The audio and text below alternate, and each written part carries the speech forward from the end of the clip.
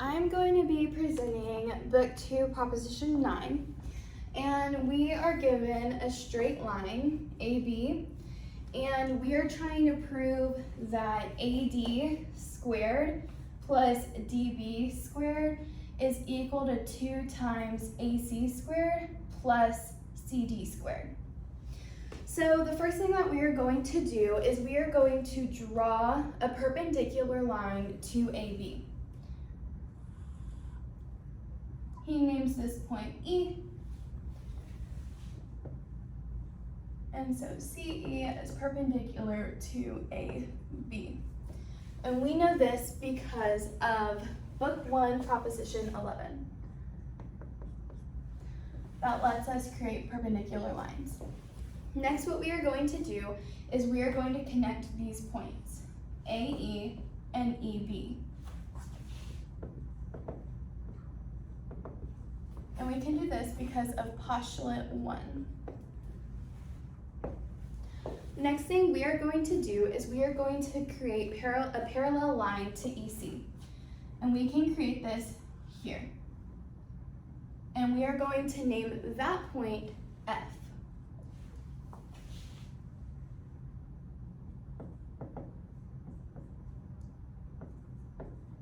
And we can do this because of Book 1, Proposition 32, I believe. No, I'm sorry, it's 31. And that lets us create parallel lines. Next, we want another set of parallel lines here. So we are going to create a parallel line to AB. And we are going to name this G. So GF is going to be parallel to AB. Same reasoning as before. The next thing we are going to do is we are going to connect AF here. And of course we can do that with postulate 1. Our next step is we are going to kind of pull out these triangles and look at them. So if we use Book 1, Proposition 5, it talks about base angles and them being equal just depending on certain circumstances. So what we have here is we can say that this angle here is going to be equal to this angle here because of Book 1, Proposition 5. So we can say angle CAE is going to be equal to angle AEC.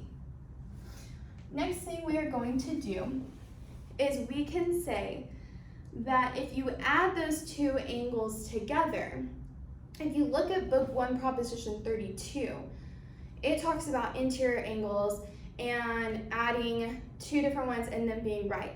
So we can take these two, add them together, and that will be a right angle. So we are going to use Book 1, Proposition 32, and we are going to add these two together, and that is going to give us a right angle. The next thing we are going to do is we are going to look at this triangle here. And with this triangle, we can basically say a very similar thing that we did with this triangle. So I have this triangle pulled out here. And so if we add these two angles together, those are going to give us a right angle. And so I'm going to do, like I did earlier, we're going to do CEB and add that to angle EBC, and that will give us a right angle. And for the same reasoning as before. So next thing we are going to do is we are going to take Book 1, Proposition 29, that talks about a line on a parallel line, and it will make the angles equal to each other. So if we take Book 1, Proposition 29, we can say that angle EGF, this angle here, angle EGF, is going to be equal to angle ECF. ECB, which is this angle. Angle ECB. So now what we can do is we can say, by the similar reasoning over here, book 1, proposition 32, we can say that angle FBD, so angle FBD, this one right here, is going to be equal to EFG, which is this angle right here. Angle EFG. Next thing we are going to do is we are going to say that GE, this right here, is going to be equal to GF, this right here. And we can say this because of book 1, proposition 6.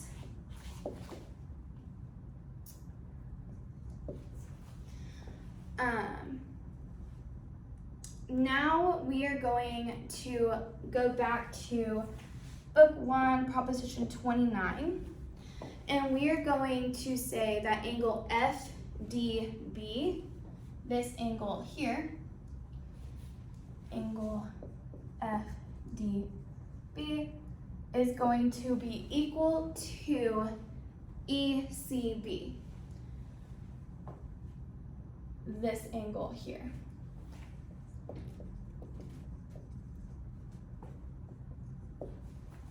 The next thing we are going to do is we can take book 1, proposition 32 again, and we can say that FDB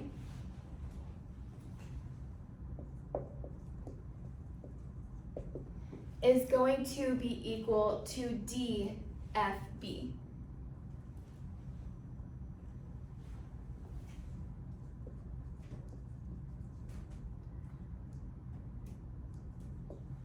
Next thing we are going to do is we can say that FD, this here, is going to be equal to DB, this here. Obviously, if you're not drawing the scale. And we can say that because of, like we said before here, 1, 6. So DB is going to be equal to DF. Oop. Okay, I'm going to move this over a little bit.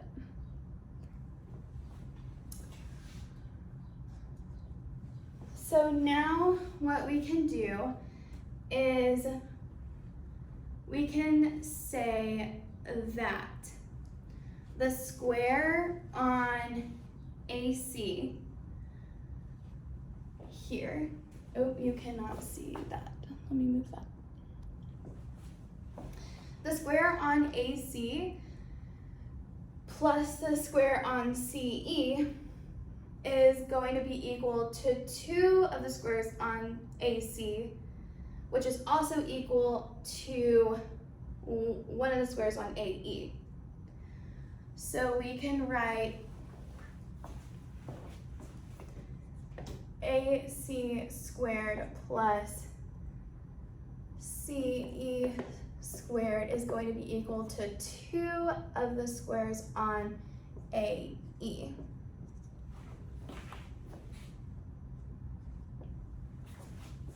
Next, what we are going to do is we can say that AE, the square on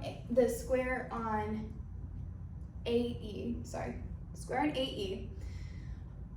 is going to be equal to 2 of the squares on AC, which we kind of said over here. So we can use common notion 1, and we can say that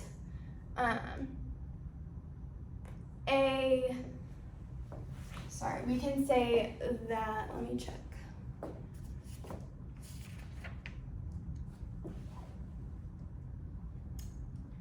We can say that the square on AC EA squared is equal to 2AC squared.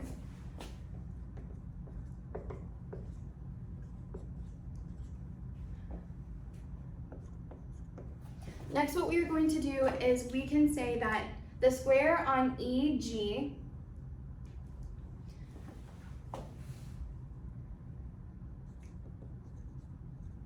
is going to, we're going to add that to GF squared. And with that, we are going to get 2GF squared. And then from there, and that is going to be equal to EF squared as well. So from there, what we are going to do is we can say that EF squared is equal to 2GF squared.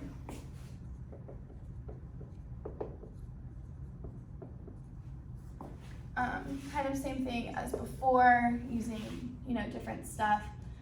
Combination 1.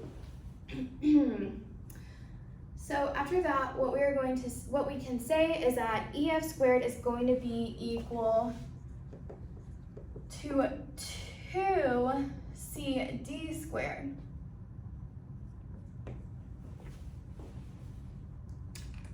And so, similar logic, we can say that AF squared is going to be equal to AE squared, which is going, or AE squared plus EF squared.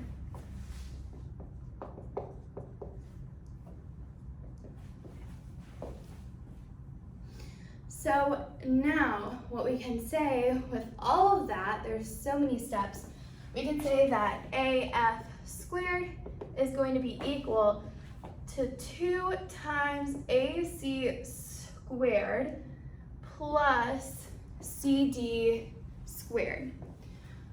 We're very close.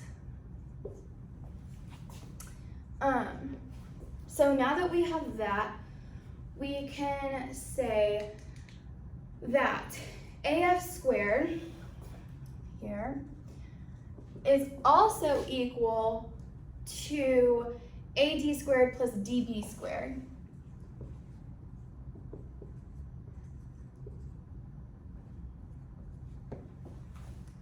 And because of that, we can use combination 1 and say that that must mean that AD squared plus DB squared is going to be equal to 2 times AC squared plus CD squared. And that is our last step, so we can say QED.